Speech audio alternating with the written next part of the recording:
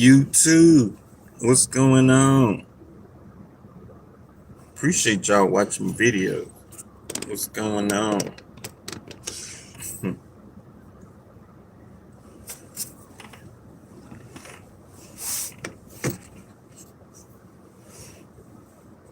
We'll wait for a second for somebody to pop in.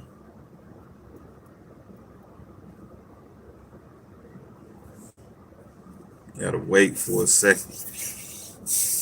What's going on? Thought I'd do a video real quick.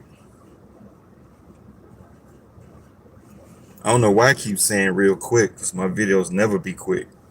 But it's just a habit. You know, I'd be like, I'm just gonna make a video real quick. But Chase Ninja, what's going on? But you know, I wanted to make this video, you know, and I hope maybe it inspire you a little bit, because y'all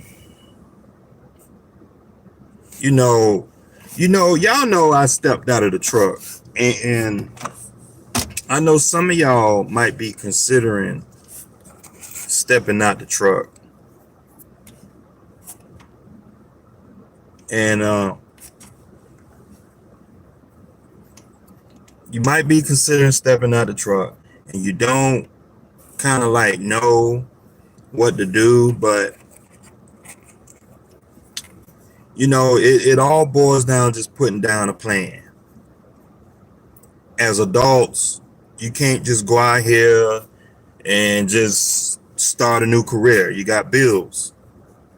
Because I know like with me, you know, I have bills. I have an ex-wife. I have a daughter. I pay child support. I have a mortgage. I have business expenses. And, you know, as an adult, you have grown man responsibilities. And you have obligations. You know. But at the end of the day,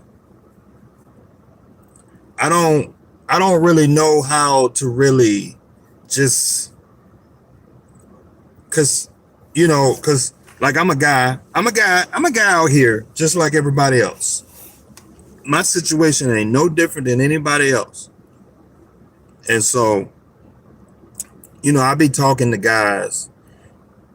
I have talked to guys. I haven't talked to a bunch of guys lately because I've been out the truck.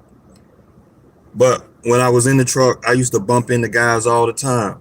You know, I go to truck stops, guys, you know, we get in conversations. You know who you are. I talk to you. And it just, you know, and I can see it in people's eyes like, man, you just got to do what you got to do, because I don't know. I don't have all the answers. But I do know if you just put together just a simple plan, I mean, you could pretty much do anything you want to do. And you got to do the research. You got to take your time and do the research. And, you know, before I got into trucking, like, for some reason, like, I seen the world a little bit different. But then when I got into trucking, like, trucking has exposed me to like a lot of stuff. And like, my perspective on life is way different than it is now. And I just feel like I can just do anything. That's what trucking has taught me. Because when you out here in trucking, you are forced to deal with things you don't want to do. You're forced to sit at the warehouse for 10 hours to get loaded. You can get mad all you want. Still gonna take 10 hours to get loaded. You can get mad. The DOT still gonna shut you down for 10 hours. You can get mad all you want. Your fleet manager can, you know, give you junk loads. I mean, you know, you can get mad all you want. And so trucking has taught me to have a real strong shoulder, you know, and my discernment is real strong. And so I just feel like coming out of trucking, you know, you can pretty much do anything. And let me tell you that you really need to explore other things out here. Trucking ain't the only thing out here you can do. You know, I follow guys on social media. A lot of drivers, you know, and like now my social media is kind of filled with like a mix of blue collar and white collar type personalities now. And, you know, I'm starting to expand my friend circle, you know, like when I go to work, when I'm at work, you know, and I start talking to people and I tell them, it's like, yeah, I ran a trucking business. I dipped and dabbed in a little bit of real estate. I did that and the third, and I'm just here just to slow down a little bit. You know, it's nice to just go to work for 40 hours. It's really uncomfortable when you've been renting and trucking. Like truck drivers, we run 70, 80 hours a week. No sweat, no problem. But then when you get to a place where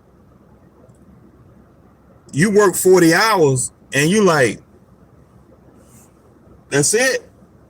You go to work 8 hours and you go to work for 8 hours and you like, that's it.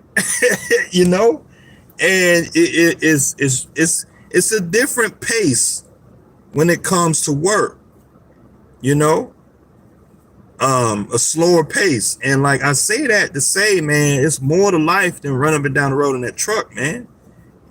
And I mean, it's a lot of other things you can get into. And, you know, because let me say this. You know, I ran a trucking business. I had my own truck. You know, had 2 trucks at one time. And you don't even realize that those skills that you've gained by running the trucking business, because I know some of them, a lot of the guys who watch me, they own their own truck and trailer. They got their own authority. Some of y'all are company drivers. Some of y'all are leased on. Some of y'all work at the warehouse. Some of y'all are truck mechanics. All different kind of areas in trucking. And so let me tell you, the skills that you learn in the trucking industry it could be applicable to other industries. Let me tell you, because if you worried about getting out of trucking and thinking that your skills are not applicable to other industries, you know, I mean, I can just tell you one thing: work ethic. Truck drivers, we have very strong work ethic. And not private sector, but other employers outside of trucking would love to have your work ethic, because I work around people that, you know, when you talk about working more than 40 hours, they start crying, they start twitching and saying all this crazy stuff. And I'm like, 40 hours? Man, I work 80, 90 hours a week. And I'm not saying that to boast, but what I'm saying that you can leverage that, you can take advantage of that and apply to other types of work. And if trucking don't appreciate you, take those skills, take that experience and give it to somebody else who does appreciate it, you know? And so, like, for example, like with me in accounting is a labor intensive job. Okay. When you're in the accounting profession, accounting is very labor intensive. Now, I'm not talking about blue collar type labor. I'm talking about white collar labor. As an accountant, you stare at a computer screen for hours looking at documents, financial information, numbers, crunching numbers. You looking at law, you looking at accounting law, procedures, you're digesting a lot of stuff. And as an accountant, you're forced to read a lot of junk you don't care about. Hours and hours and hours of this stuff. And you got to type up reports. You got to type this stuff, type that, type this.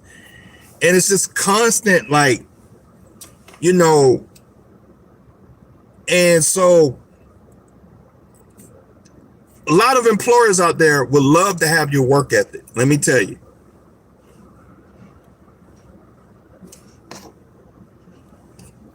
A lot of employers would love to have your work ethic, because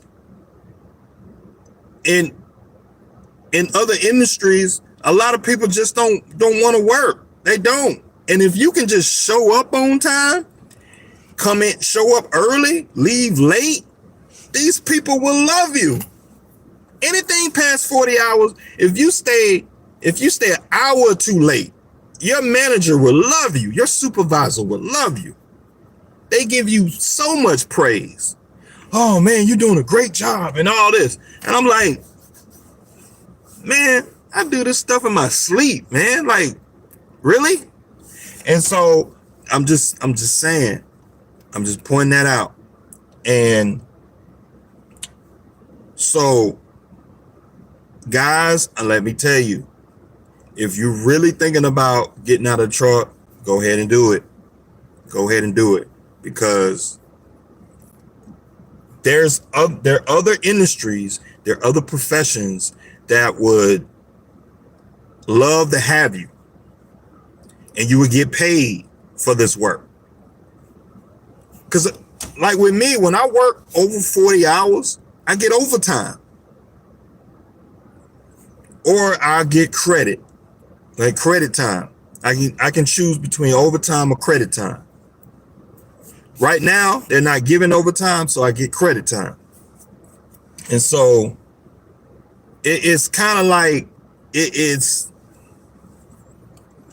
credit time is kind of like overtime, but you basically bank the time for later. So if I work 5 hours overtime or 5 hours credit, I put that 5 hours to time off. I can take that 5 hours and use it as 5 hours time off, instead of using my for y'all it'll be PTO, but in government they call it leave, but it'll be PTO, paid time off. And so I know, like, when in trucking, man, we work over 40 hours. That's a normal week to work 50, 60, 70 hours. That's a normal week for us. There's nothing to run a load 12, 13, 14, 15 hours. That's nothing for us. And so I'm the point I'm trying to make here is just that explore other industries. Your skills are applicable, please. Because I watch guys on social media, they got families, they're stressing themselves out. I just hate to see guys stress themselves out like that when there's a perfectly good employer. There's a perfectly good employer that will pay you more money for doing less work. All you got to do is look. Yes, there's going to be a learning curve. Yes, there's going to be a learning curve. Is it going to be hard the first day? Yes, it's going to be difficult. Yes, you're going to have to put in some work. You have to make some type of sacrifice. Yeah. I mean, I know, like with me, I had to sit down and decide long term, 5 years from now, 10 years from now, will I be satisfied where I'm at? I had to really think about it. Sit down. Okay. This was back in 2020. So 2020, 2021, I sat there and I thought, I was like, okay, 5 years from now, will I be satisfied if I just stay in trucking where I'm at? If nothing don't change? And I thought about it.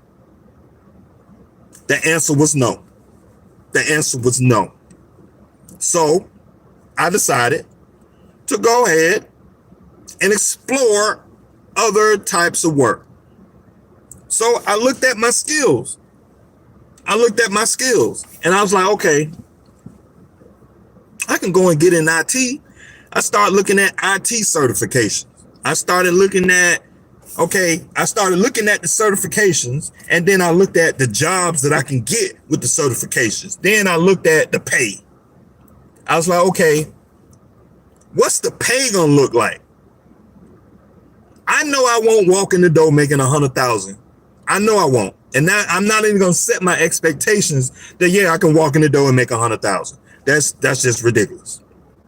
But it's like, okay, I decided, and I looked at my bills and my obligations. I was like, okay, what number do I need to be satisfied to where every year going forward that I'll be satisfied with getting a raise, and maybe 5 years from now, I could be making 100,000. And I decided, I was like, okay, I can do 60,000. I need a job. I need something that I can get into to where I'm starting at about minimum about 60 to 65,000, make 70,000. So I started looking at certifications, IT certs, and then I started looking at the jobs, and then I started looking at, okay, my current skills, what I got now, can I apply them to that next job? And then I was like, I don't know. I don't know if I can do IT. I can do it, but the learning curve gonna be a little steep. So then I started looking at other things. I started looking at financial analysts. I started looking at, okay, I got some college credit. I got about 70, 75 hours of college credit. I'm about 40, 45 hours short of a bachelor's degree. And so I was like, okay, I need about 40 more credit hours, 45 more credit hours. Could I pursue finishing my bachelor's degree? And so I started looking. And then I started looking at accounting. I was like, okay, I do like business. I like business. Yeah, I like business.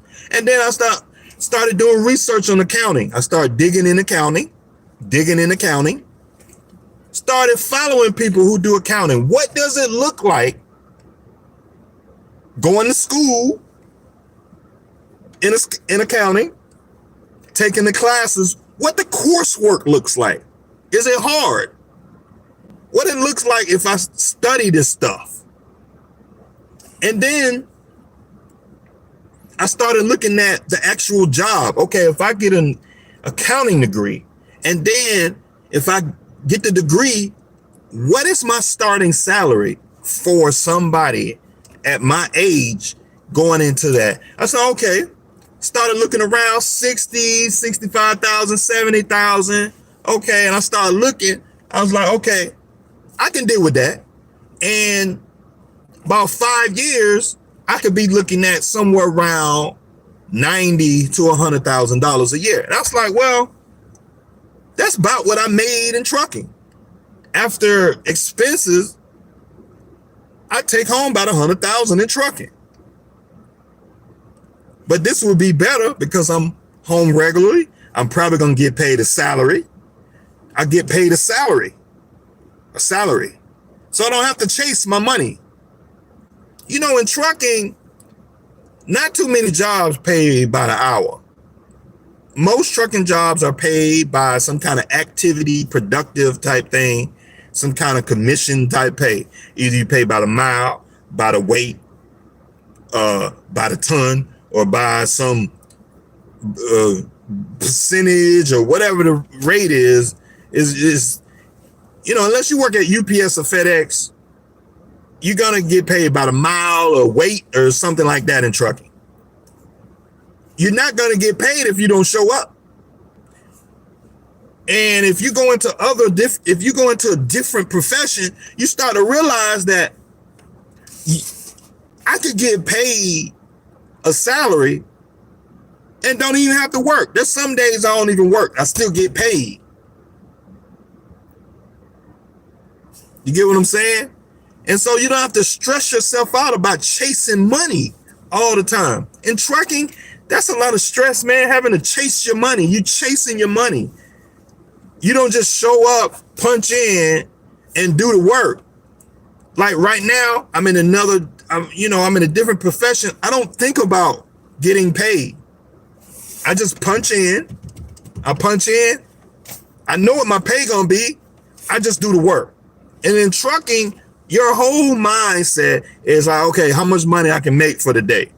How many miles I can do for the day? How many loads I can do for the day? How much weight, gross weight, tonnage, or however you paid, I got to do this, that, and Z. I got to do this. Like, you're constantly chasing your money. And like, that's a lot of stress. And like, you know, guys been doing it for centuries and it's fine. But, you know, sometimes that just wears a guy out. That just wears a man out. I mean, let's just keep it honest. It wears you out. You don't want to get wore out stressing yourself over this stuff. All this other life out here, and you just wearing yourself out about how many loads you got to do for the week, how much weight you got to ton for the week. All this, it's just like, bro, just tell me how much you're going to pay me.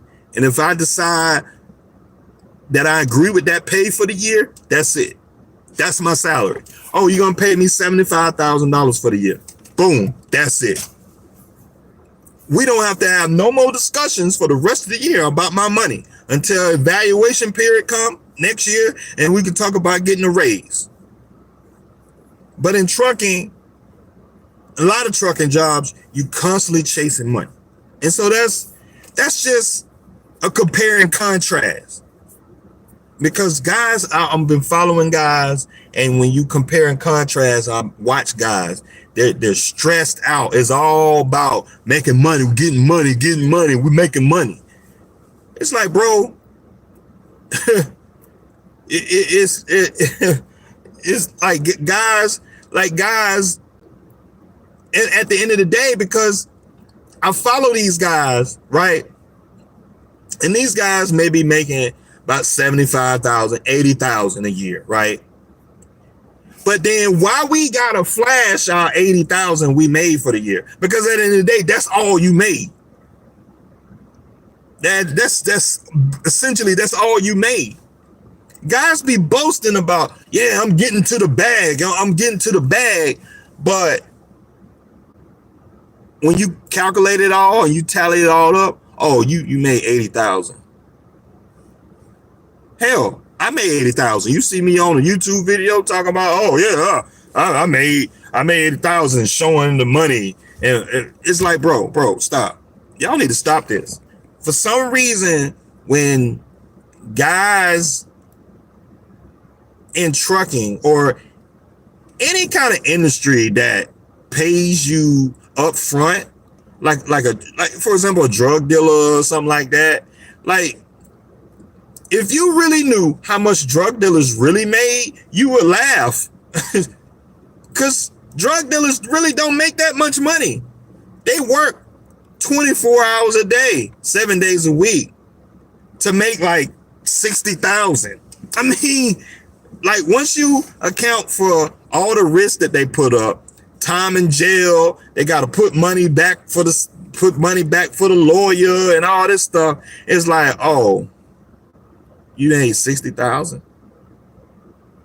You could have just went and got a job. I mean, you could have just went and got a regular job. It's like, for some reason, it's this whole movement against working a 9 to 5. I don't. What is this movement out here? And so it's kind of interesting. But what I was saying before, it's a lot of other things we can get into. And like I was saying, you got to put together a plan. And so when I decided to get out of the truck, I put together a plan. And, I put together a plan and I sat down. I was like, man, in 5 years, I want to be happy. I want to be satisfied.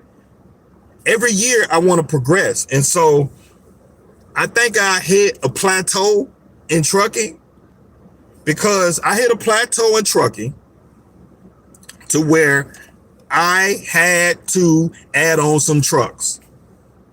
I had to add on some trucks. There's only so much money I don't want to say I hit my cap, but there's only so much that you could do as one person in a truck. You have to add on more trucks. And more trucks means more risk. And more trucks means more stress. More trucks means more work.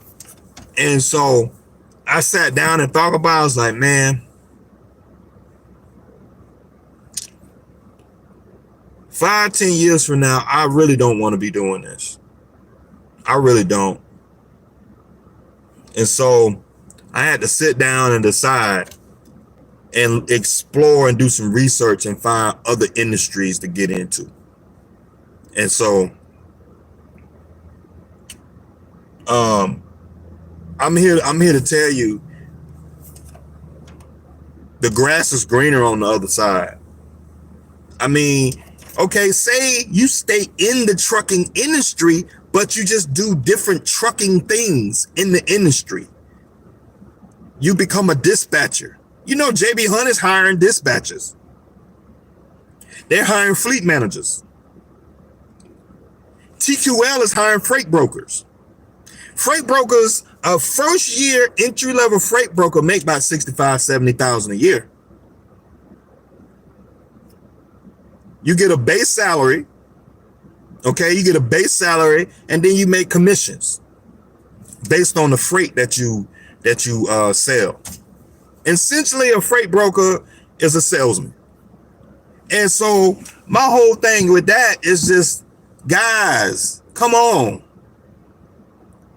We like guys who run their own truck. You are businessmen. You're capable of applying those skills to other professions. In my current job, I work as an excise auditor. Okay? And you may say, what's an excise auditor? As a truck owner, a lot of you guys in trucking, you have to file a 2290. I audit a 2290. That's what excise taxes are. So 2290s. When you go and buy a truck, at a truck dealership, and you have the FET tax on the truck invoice. When you buy a truck trailer or some truck parts, have a federal excise tax on it. I audit those. Tires, semi-truck tires. When you go to the truck, to a Goodyear tire, Michelin, or you go to Southern Tire Mart, and you look at your invoice, and it has a federal excise tax for tires on the invoice. I audit that. Yeah, that's me. There's a federal excise tax on those items. And so who knew there was a division at the IRS that's responsible for that taxation? Who knew? And so all it takes is you getting out there and exploring opportunities that you can use your trucking experience with. Like I posted another job on here If you go back in my catalog, I posted a job. The DOT is hiring a CDL specialist. A CDL specialist. Y'all can write y'all resume to that. Come on now. Come on now. You don't even need to go back to college for that. You just need to demonstrate that you have experience with the FMCSA, and you have a good knowledge of CDL truck driving requirements to run a truck. That you got to demonstrate that in the resume. I do this business. I do this. I've been running the trucking business for X amount of years. I've been a truck driver. I have to comply with all the CDL, the FMCSA regulations. For example, I mean, come on, man. And so if you go on usajobs.com and you see all them jobs up there, and you type in the U.S. Department of Transportation, there are all these jobs that's related to the trucking industry. To some of it not directly related to the trucking industry, but some of them, they're kind of like indirectly related to the trucking industry. So, you know, they got like jobs like industry analysts, Department of Transportation industry analysts. Basically, you analyze all the data from accidents, and some of those are specific groups that look at heavy highway vehicles. There's a special group or department, and you type in there, I have experience running a trucking business, blah, blah, blah, blah. I review safety and compliance laws and stuff like that. I worked at this company and da, da, da. You follow a logbook. You understand all when it comes to safety and regulations. Come on, like y'all have this experience. And so talking about going back to school, that's another thing. But then some of y'all have the experience. You just got to know how to apply it.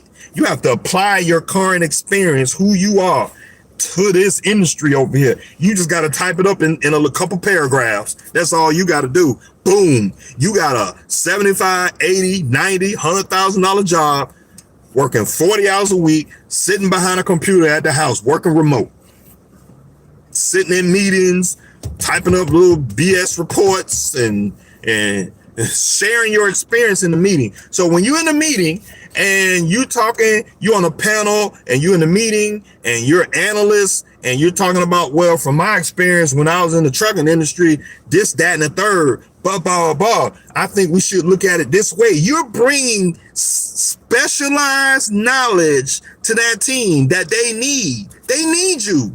They need you. That's what I do. In my job, I walk around our office with my chest puffed out. Because when it comes to the trucking industry, you can't tell me nothing. No one in my office knows trucking the way that I know it. So when we talking about 2290s, I know that backwards and forth. If the tax. I know that stuff backwards and forth because I've personally done it. You can't tell me nothing. When you get to a level where folk can't tell you nothing, it's like, man, you can't tell me nothing. That's where you want to be. And so you don't want to go off into these. I mean, you could venture off into like a new profession, a new trade, and the learning curve be like this. But I mean, you want to stay within the limits of your skills and the knowledge that you have and kind of like venture over here and get paid and respected a little bit better for the knowledge and the information that you bring to the table. Don't let that stuff drop by the wayside, man. Come on. I mean, come on now. Just because y'all run a truck, y'all are not dumb. You're not illiterate. You're not incompetent. You're capable. You're capable. Let me tell you that. Because I was that guy. I was nervous starting a new profession. professions, stepping into different jobs, I felt incompetent. But then when I started socializing with people in the office, I walk around with my chest out. Y'all can't tell me nothing. That's just how I feel at this point, because none of the people, is one or two people in that office that has done life at the level I've done it. I talk to people in my office. None of them own real estate. None of them did anything other than just had a job.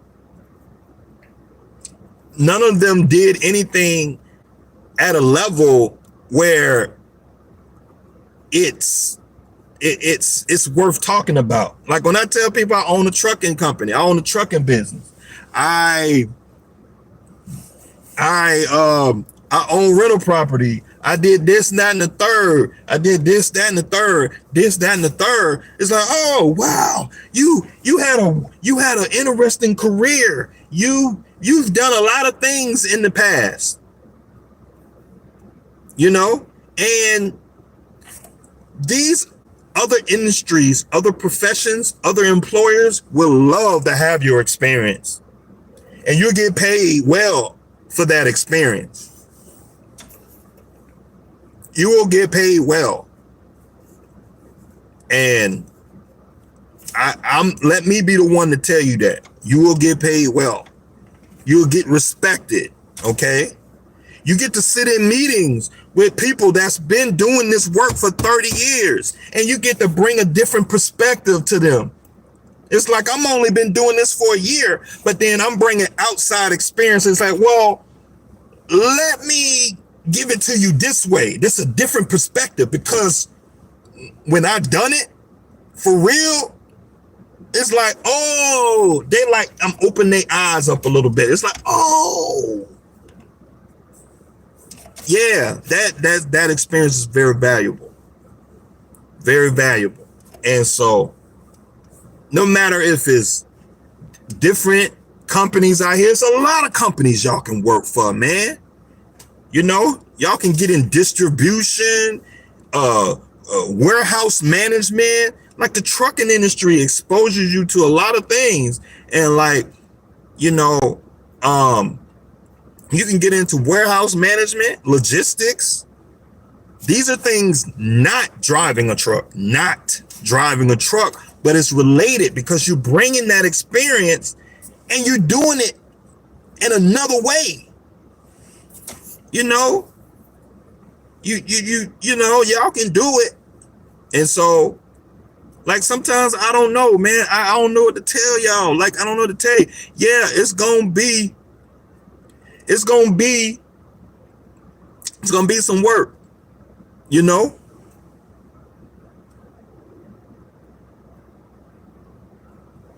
You know, and so, like, I don't know what to tell you.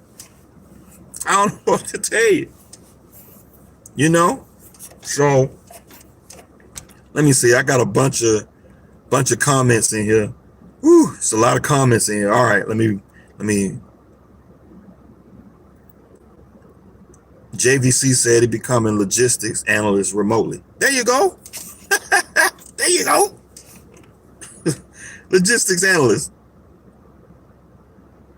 My parents made 55, 65 combined in their best years. I wish I would fix my mouth to say I don't want to work, or six figures ain't no money. Not telling. Well, is in this video, it's not necessarily about the money. It's more about, because I done made plenty of money in trucking. I done seen money. I done seen 30, 40, 50,000 in a month. I done made upwards of 10,000 in a week. And I'm not saying I know everything, but when it comes to multi-six-figure business, I've ran a $200,000 business before. My truck grossed at its highest about 200,000. At its highest. I have assets approaching, I have assets approaching 700,000 at this point. And so, hey, I I really can't talk bad about trucking. Trucking has provided me a lot. And so, I mean, I don't know what to tell you. But it's like, it's like in this video, I'm talking about pulling back because there's more to it than just chasing money, you know?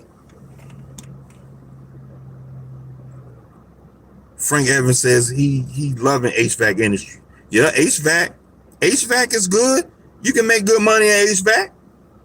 Guys in HVAC make 6 figures hand over fist without even trying. I mean, and you home every day, you do a little bit of work. Like, you know, you go by and install a new HVAC system, or you diagnose the HVAC system, you charge the customer X, Y, and Z, you know, and you go home. You're not laid up in the truck across the country somewhere. And there are times when being laid up in the truck could work, you know, but then there's a point where you've done it, you pile up cash, now you can just go buy a house cash.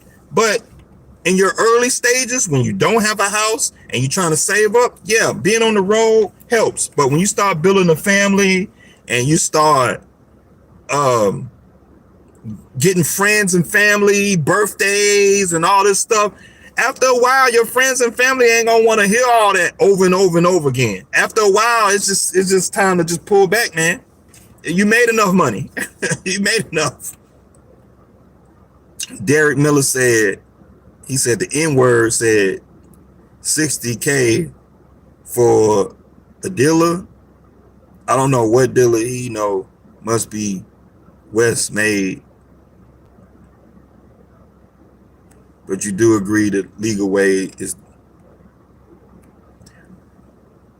well, I say that because I grew up with drug dealers. Some of my buddies that I grew up with, they got into that. And then I'm not talking about top level guys who, you know, getting the stuff off the boat. I'm talking about the street guy that stand on the corner. Because that's rarely guys make it to a high level distributor or a connect or a guy that's getting the drugs off the boat and getting it for wholesale. Most guys don't get to that level. Most guys, they stand on the corner and peddling bags. And then once you really get down to it, like I talked to a couple of my buddies that sold drugs, like when you start crunching the numbers, like, bro, you did all that ducking and dodging the law for 60K, 50K, 70K, talking about you getting to the bag. You got a wad of cash in your pocket. It looked like a bunch of money. Ooh, it looked like a bunch of money. But when you really count the numbers for real, when you crunch the numbers for real, we talking about $75,000. Bro, you should just went and got you a job. Like, you could have just went to Amazon, threw boxes, and you could have drove an Amazon truck for $75,000 a year, bro. All that ducking and dodging the law. That's what I'm saying. And you know I'm right. You know I'm right. All y'all in here, y'all know I'm right. Y'all know I'm right. Very few guys make it to, because by the time they get to 100, 150,000 where they making some real money, 200,000, putting some money in their pocket, now the police after you. Now you throwing the attorney 50,000 to get you out of jail. And now that's all your profit. I'm talking about net profit at the end of the day. I mean, most drug dealers don't make it to a level where they making millions of dollars. That ain't most drug dealers. That ain't most drug dealers. That TV stuff that everybody be watching on TV, that's just TV, man. That's TV. I grew up with real drug dealers. I grew up, you know, in my teens. I've seen real drug dealers. They really don't make that kind of money like that.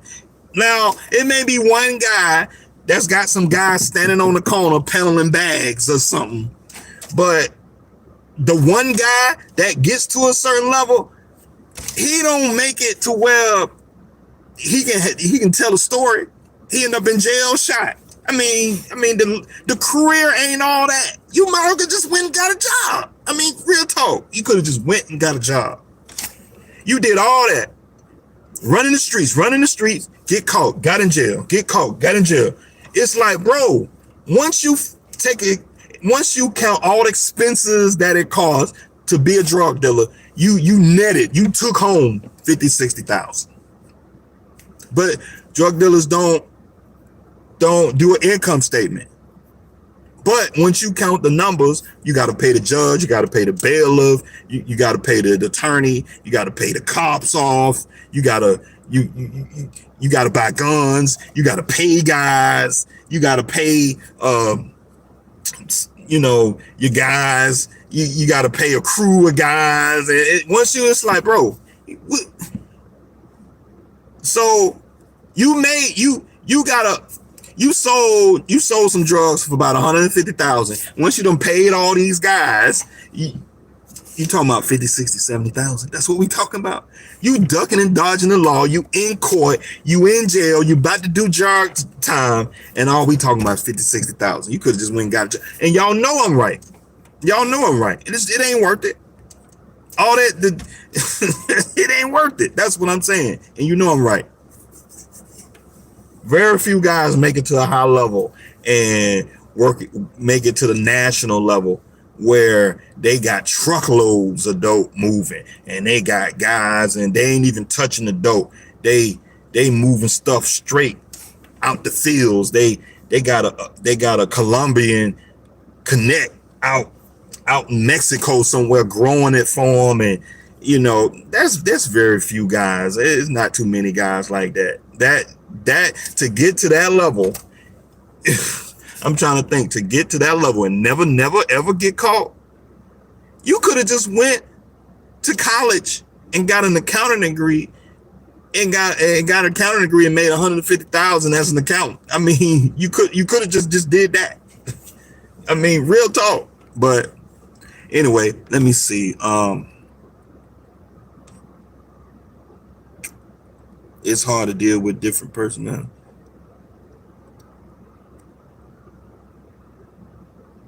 Yeah. Hold on, y'all. I'm going through these comments. Fake movement. Here in Dallas, plumbers charge you $200 just to show up. That's right. And you're not even gonna argue with them. It's because, like with the trucking industry, like you argue with the broker and you argue with the DOT officer. Well, you really don't argue with the DOT officer, but trucking, the driver is at the bottom. The truck driver is at the bottom. You go to the shop, it costs $200 an hour to get your truck worked on these days. $200 an hour to take your truck to Freightliner. At a mom and pop shop, he's still knocking you upside the head with $100, $120 an hour at a mom and pop shop. I mean, like, bro, truck drivers at the bottom. It's just at the bottom, man. It's no, like, it's a lot, man. You can make $100K in 2 years, especially in utility company and public. Yeah, that's what I'm saying.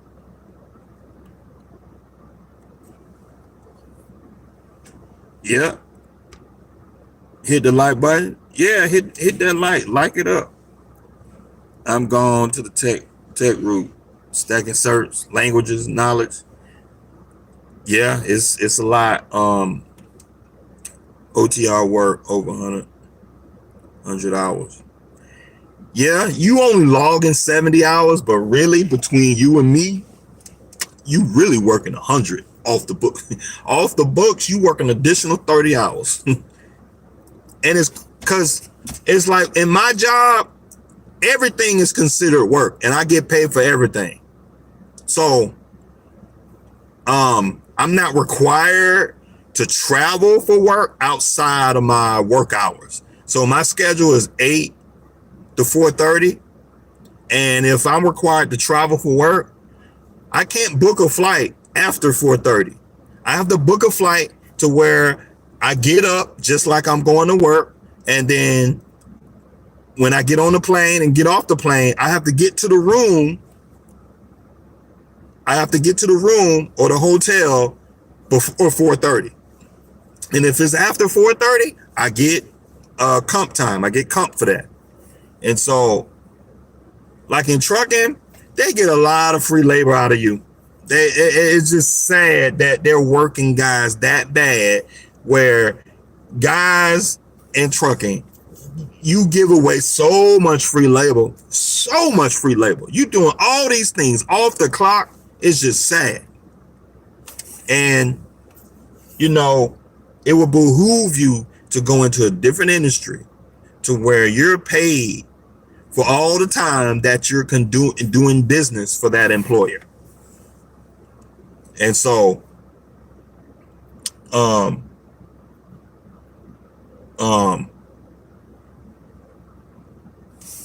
mean, it's just, let me finish these comments. Accounting is gap compliance. You guys are in the guts of finance. Yeah, that's right. And I don't mind, because in accounting, you're doing a lot of reviewing, a lot of reading, a lot of checking. You check this against this, you check that against that. It's just a bunch of checking. And so, like, for example, I got a general ledger. From a business. And the general ledger will be, Jesus, I'm trying to think. That general ledger will be, I don't know, 50,000 line items. And I have to figure out how to sort all that mess. It's transactions, whole bunch of transactions. And I have to go through and check each one. Check each one. That's labor intensive. I'm not complaining. Because I've done worse. I'm sitting in the office in a cubicle, and I got to go through 40,000 lines of transactions for a business. I do it. Hey, this is what I'm getting paid to do. I do it.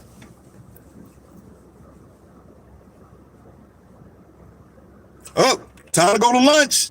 Go to lunch for an hour, come back, get back to work. Whew, man, it's 4:30. Time to go home. I mean, some of my days be like that. That's the day. That's kind of like the day of an accountant. I'm telling you. I'm telling you. Hey, so, I mean, I'm not complaining, because there could be other things I could be doing that's way harder, way harder. And I'm getting paid to review some financials and go through a general ledger and check some stuff off and be like, oh, no, that's good. That's good. That's good. That's good. Nope, not good. Let me circle that. Let me put a star next to it. Come back to that later. That's good. You know, sometimes I'll get some financials from a business, a box of records that I have to go through. A box of records, I gotta go through them. You know, just gotta go through them. That's what you gotta do. That's my job as an auditor. And so I'm not complaining, but you know, to make the money that I'm making and I'm getting paid to do that, hey, I'll do it. I'm not gonna complain at all, you know. And then I have to type up a report about what I see, and tax business compliant. He's compliant with this, that, and the third. Blah blah blah. I mean, and so there are other things to do for a living out here. Okay, hold on. Indeed, own your own truck is hard. Keep your friends. 10 hours. Somebody talking about Trump. Okay, I think I'm at the beginning. Okay, where I'm at. God willing, I'll ball it and move overseas. Good. Okay. I teach math. Edwin Jones, you a math teacher? Okay, that's good. We all need some math. Money this year is not in trucking. Yeah, you in trucking right now, you have to really specialize. You got to get in a specialized sector in trucking. For dry van ain't where it's at. Dry van, refrigerated, just forget it. You got to do something specialized.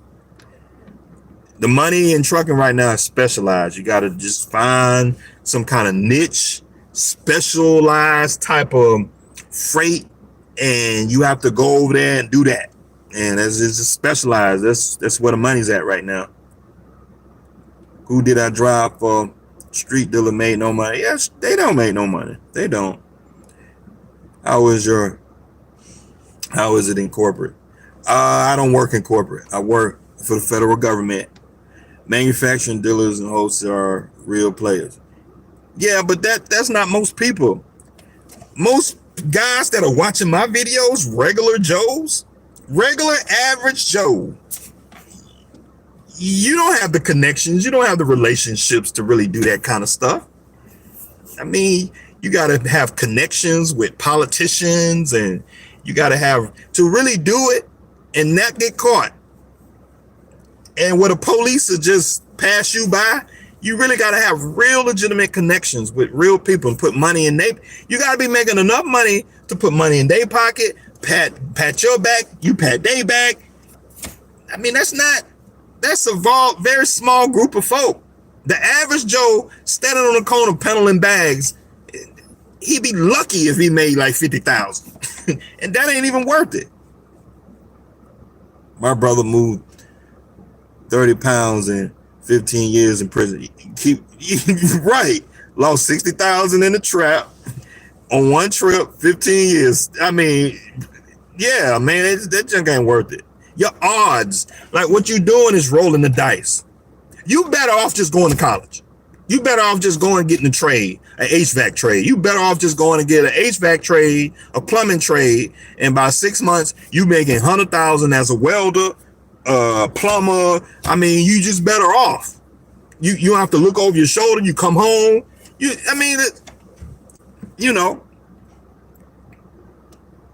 Manufacturing wholesale drug dealers are real. Retail drug dealers. That's right. Be lucky if they make 50. I don't even think they make that much, but I'm just comparing contrast. Police is hiring like crazy right now. Free car, free gas, free uniforms. Nah, I wouldn't do no police work. You couldn't pay me enough to be running up on folk with guns. No, police people don't make no money. No, you better off getting the IT cert. Make the same money. Police officers, the going pay for a police officer in America is about 60,000 a year. It ain't worth it. The starting salary right here in Atlanta police starting salary, because they got billboards all over the place. They hire off police officers. Starting salary $48,000. Are you crazy? You crazy. Now, if you make it up to lieutenant, you're looking at 100,000. But to make it to lieutenant, you're gonna have to be on the force for about 15 years. You got to be on the force for about 15 years. Lieutenant make 100,000. And you get up to captain. You know, captains get up in the 2 range, 150, range. Depending on if you over like a specialized unit or something like that. But general patrol cops, yeah, general uniform cops. But if you get into like a special unit, vice, you getting into narcotics, you getting into homicide, specialized type units, you can get up there, first grade, probably like 70, 80,000, but that takes a lot of time, but I can tell you cops do have good pensions though. Policemen do have some good pensions.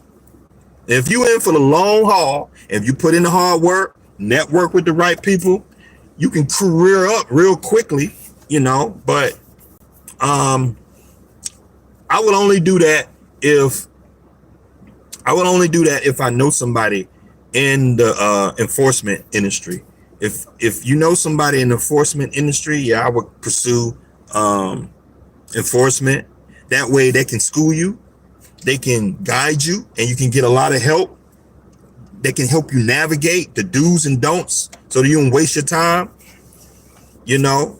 And so it helps a whole lot when you have somebody to help you and say, oh yeah, do this, do that, and do this, that, and third. Go here, navigate over here, go talk to this person over here. I know this person. Talk to the police captain over here. He can do this, that, and the third and help you, blah, blah, blah. And so yeah, it helps a lot when, you know, if you know somebody. But if you go and do something cold, I wouldn't recommend it.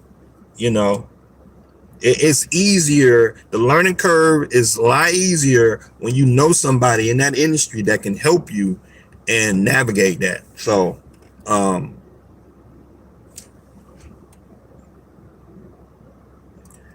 general ledger is hard. It's not hard. It's a lot of work, you know. Now, if you're talking about a small, it depends on the size of the business. Now, if you're talking about a little mom and pop business, you can go through a ledger 3-4 pages. But if you're talking about a good sizable business, you know, shoot, 50 million, $100 million business, their general ledger can be quite a bit in a quarter. Each quarter could be 50 pages, you know. Yeah. And you got to go through all those sales transactions to verify whatever you're looking for. If you're an auditor, you doing that. It's labor intensive. It's white collar labor intensive. You know, it's not like hard back breaking work, but you know, it's a lot of work. And so, you know, you got to do what you have to do, you know. Tax account is harder to hide money.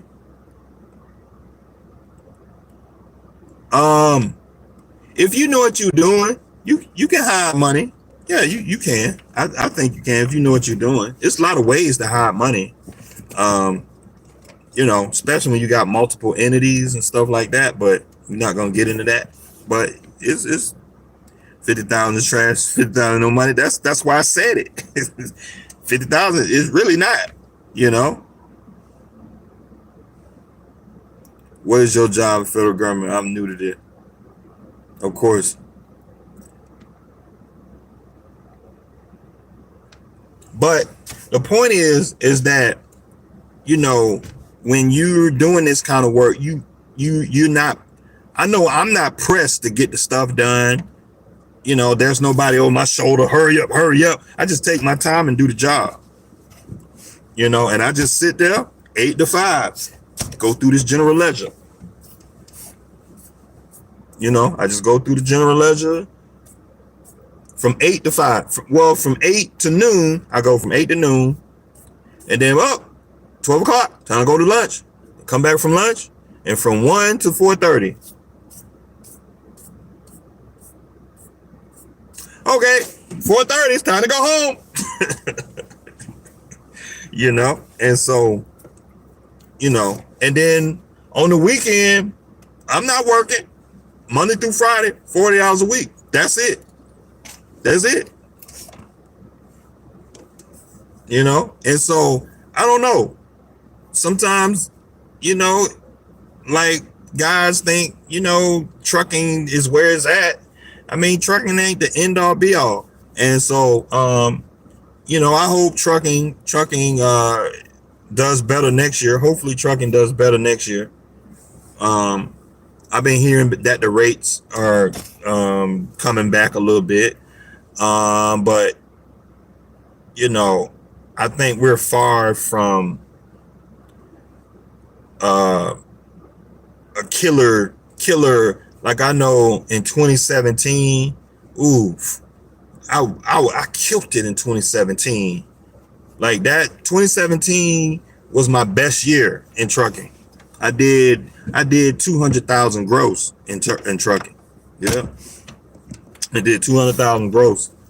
I was killing it, man. It was ridiculous. Lows loads were paying $2,000 and $3,000 to go 200-300 miles, and it was just ridiculous, you know. And I wasn't, you know, some of these loads I would deadhead 200 miles for. I've seen loads 200 miles away. I deadheaded for it. The load paying 2,500, I deadheaded for it. The load 200 miles, and then it took 250 miles to run the load. I go and do it. And I see that, I look on load board, load paying 2,500. It's like, yeah, I take that. What time it gotta be picked up? Oh yeah, I'll be there. You know. And then since then, the rate's just been going down, and then it just came to a plateau where they are now. And the rates dropped real bad last year, but this year they came up a little bit. But you know, I haven't seen the lows really come up that much. Pretty much back to the same rates: $2 a mile, $1.75 a mile. You know, and you know, with the price of fuel out here and inflation, that it's a net decrease in rates. You know, because you got to account for inflation, you got to account for increased fuel costs. Tires went up, parts went up, shop labor went up. When you look at the net increase, I mean, there's really a net decrease in profit. I mean, it's just, I mean, you're talking about less than $1 a mile. You know, everybody taking the truck drivers' money.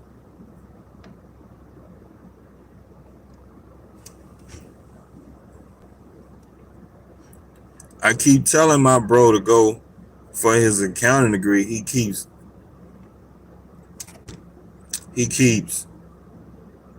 getting cut.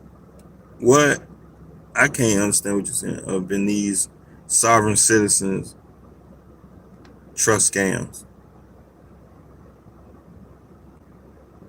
is a way to go to trust in the state. I don't know what y'all talking about in here. Herbert, that's how you protect your investment. Edwin Jones, there are scams out there. He paid thousands for status correction. ECT, I understand who those terms mean, but there's an industry taking advantage of people. 200K gross.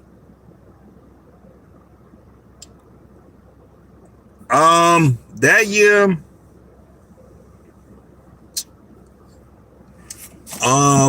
let me see. That year, let me see.